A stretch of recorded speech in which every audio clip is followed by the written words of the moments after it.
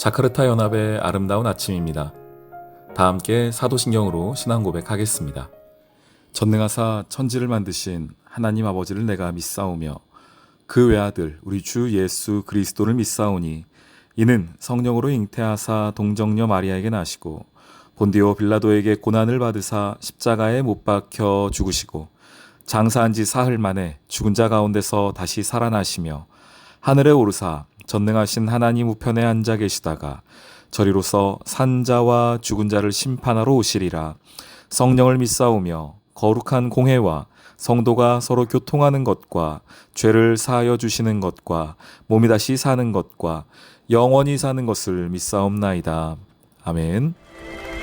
왕이 세 번째 50부장과 그의 군사 50명을 보낸지라 셋째 50부장이 올라가서 엘리야 앞에 이르러 그의 무릎을 꿇어 엎드려 간구하여 이르되, 하나님의 사람이여, 원하건대 나의 생명과 당신의 종인 이 50명의 생명을 당신은 귀히 보소서.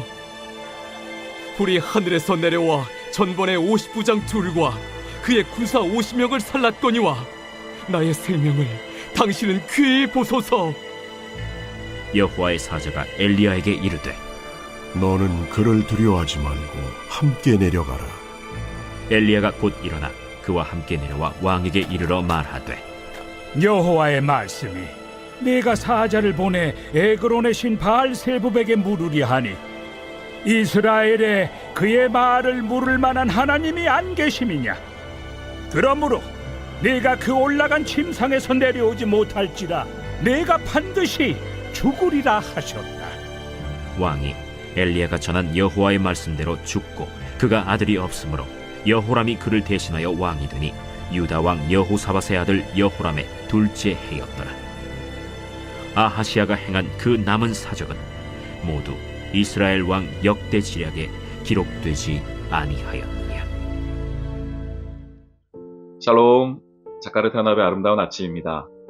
오늘은 열왕기하 1장 13절로 18절의 말씀을 함께 보겠습니다. 지금 엘리야가 아하시아 왕의 50부장과 또 함께 왔던 50명의 사람들을 하늘의 불로 불살랐던 것이 벌써 두 번이나 있었습니다. 왜 그랬습니까? 그들이 하나님을 믿지 않고 하나님의 사람인 엘리야를 믿지 않았기 때문이었습니다. 말로는 하나님의 사람이요 이렇게 말하는데 믿음이 없는 그들을 향한 하나님의 어찌 보면 심판의 불이었죠.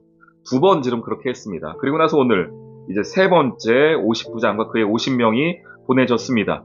셋째 50부장이 올라가서 엘리야 앞에 이르러, 아까와는 좀 다르죠. 이제 보십시오. 무릎을 꿇어 엎드려 간구하여. 그 앞에 있었던 두 번의 사람들에게는 없었던 장면이에요. 그들은 와서 말로 했었죠. 하나님의 사람이여 이렇게 했었는데 그게 아니라 이제 그의 무릎에 꿇어 엎드립니다. 간구합니다. 이건 지금 누구에게 간구하는 겁니까? 하나님께 간구하는 것이죠. 사람에게 하는 것이 아니죠. 하나님의 그 권위 앞에, 하나님의 그 무서운 여호와의 불 앞에 지금 이들이 무릎 꿇은 것입니다. 그러고 나서 이제 똑같이 묻습니다. 나의 생명과 당신의 종인 이 50명의 생명을 당신이 귀히 봐주십시오. 불이 하늘에서 내려와 전번에 50부장 둘과 그의 50명을 살랐거니와 나의 생명을 당신은 귀히 보소서. 여호와의 사자가 엘리야에게 이르되 너는 그를 두려워하지 말라 함께 내려가라. 그래서 이제 세 번째 만에 이제 왕을 만나러 가게 되는 장면이 있습니다. 그리고 나서 이제 가는 이유가 뭐라고 했습니까? 아하시아 왕이 지금 병 들었는데 그 병 고쳐달라고 지금 아하시아 왕이 지금 엘리야를 요청한 거 아니겠어요? 근데 이제 가서 어찌 보면은 이제 그렇게 하나님의 뜻대로 갔으면은 무엇을 선포해 주길 원했겠습니까? 아하시아 입장에서는 아 그래 네가 나를 찾았구나. 네가 그래도 돌아왔구나. 그래서 너를 고쳐주겠다. 이런 얘기를 듣기를 원해서 아하시아가 엘리야를 불렀을 텐데 16절 보십시오. 여호와의 말씀이 내가 사자를 보내 에그론의 신 바알세붑에게 물으려 하니 이스라엘에 그의 말을 물을 만한 하나님이 안 계심이냐. 그러므로 내가 그 올라간 침상에서 내려오지 못할지라 네가 반드시 죽으리라. 이렇게 하나님의 말씀이 바뀌지가 않아요. 왜 안 바뀌었을까요? 어제도 말씀드렸지만 같은 이유입니다. 지금 아하시아는 하나님의 사람이 왔음에도 불구하고 여전히 하나님을 향한 믿음이 없는 거예요. 여전히 하나님을 향한 신뢰가 없습니다. 그래서 하나님께서는 그 말씀을 바꾸지 아니하시는 것이죠. 엘리야가 왔다고 해서 병이 낫는 게 아니죠. 엘리야가 병 고침의 주체가 아닙니다. 하나님이 주체이시죠. 가끔 우리도 그렇게 착각할 때가 있습니다. 어디 가면은 기도 참 잘하고 기도 응답 잘 되는 누가 있다더라. 이런 거 우리 많이 보지 않습니까? 어떤 집회에 가면은 어떤 장로님, 어떤 목사님 오셔가지고 기도해주면 금방 낫는다더라. 치유가 있다더라. 저는 그렇게 하나님께서 일하실 수 있다고 생각합니다. 그 목사님을 통하여서, 그 장로님을 통하여서, 그 집회를 통하여서 하나님의 치유의 은사, 신유의 역사가 일어날 수 있다고 생각합니다. 그러나 우리가 잊지 않아야 될 건 뭡니까? 그 치유를 일으키시는 분이 누구입니까? 하나님이시죠. 그 사람이 아니죠. 엘리야가 왔다고 해서 그 병이 낫는 게 아닙니다. 근데 아하시아는 그게 없는 거예요. 엘리야만 데리고 오면 병이 나을 거라고 생각을 했던 겁니다. 우리 사도행전 공부할 때도 말씀 볼 때도 우리 보지 않았습니까? 바울이 지나갈 때에 그의 그림자라도, 베드로의 그림자라도, 그의 손수건 앞치마라도 가져다가 얹고 싶어 했었던 사람들의 마음을 봅니다. 또 그때 또 역사가 일어나는 것도 보긴 합니다. 베드로가, 바울이 역사를 일으키는 게 아니었죠. 우리 사도행전 함께 나눌 때 계속 강조했던 게 뭐였습니까? 베드로를 베드로 되게 하시는 성령님, 바울을 바울 되게 하시는 성령님. 마찬가지입니다.